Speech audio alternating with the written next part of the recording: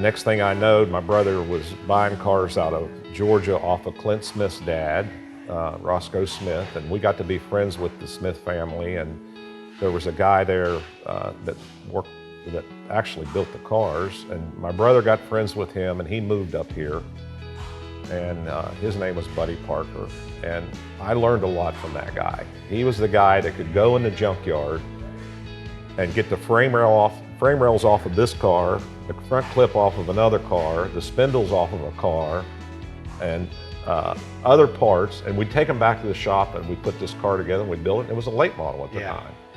And by the time I was 15, 16, I was putting cars together that way, from the way that the late model builders was doing at that time. And those cars being built in Georgia were basically, they were the premier cars at that time. There was 3 or 4 guys around Atlanta there was building them, and basically Buddy Parker kind of showed me that trade. And then my brother decided that the coal business was starting to go bad around here. And when I wasn't building cars, I was working on the mine. I was working at the mine site on dump trucks or whatever I had to do, you know, whether it was an end loader or a backhoe or whatever, I worked on it. And by the time I just graduated high school, and my brother was getting to the point that the coal business was starting to take a dive here and get bad. And he was wanting to move to Alabama, and I didn't want to move. So I got a job working as apprenticeship in ironwork. And I worked about 6 months doing that, and it really wasn't what I wanted to do, but it was a job. That was here? Yeah, right after I got out of high school. Okay.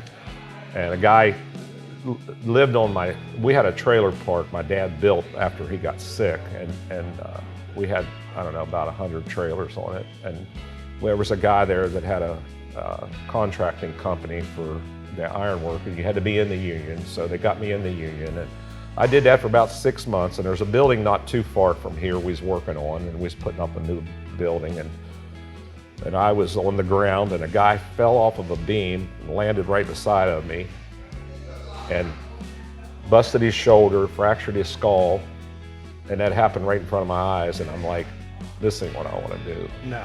So I went back and went back in the race shop and started building cars, and a guy named J.D. Stacy comes along, which was a big name back in the NASCAR days. Sure. And he was selling mining equipment in this area. And he heard about me building these cars, so he come in to check us out. And my brother still owned everything. Jim, his name, we called him Jim, J.D. Stacy, but Jim said, I want to buy all your equipment and I want him to come to work for me. And we had a guy named David Spears from Kentucky driving, and we raced 2 races, and he ran good. And he just got a little afraid of JD's money and the way things were going. He didn't like it. He was old time, and there was too much stuff happening at one time. And my brother had a guy named Rodney Combs drove for us back when my brother had the cars. And when David Spears left, they said, get any driver you want. Whoever you want, just get him.